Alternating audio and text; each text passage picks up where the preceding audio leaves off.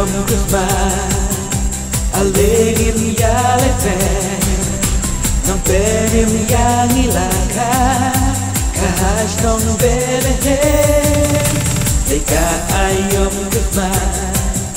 ikwen pendab yagi alebat lakat natlay ngipyang burom yutray Christmas Christmas alengin ya lekmen Christmas Christmas ya utrangin ya share ale chatmen la boy ayom Christmas lekmen risa you don't believe like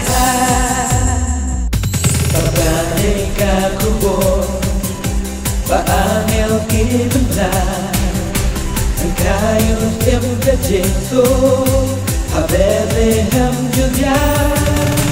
Ude ukuroble Uwan wat kinompo Ulong ting shai ting kermen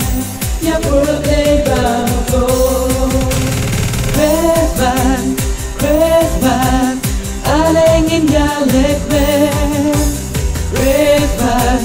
Christmas ya utrangin ya share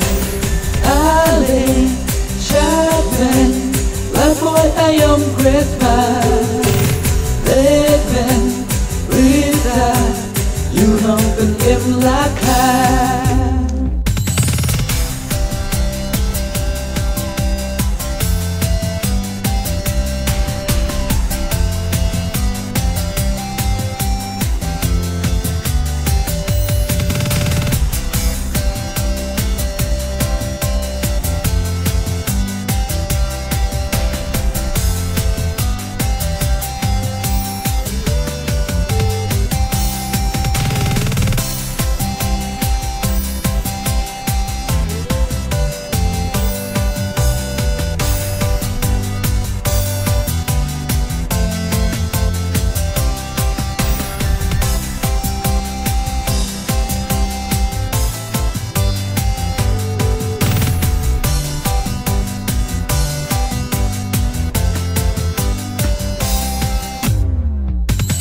Tim dong ka jing so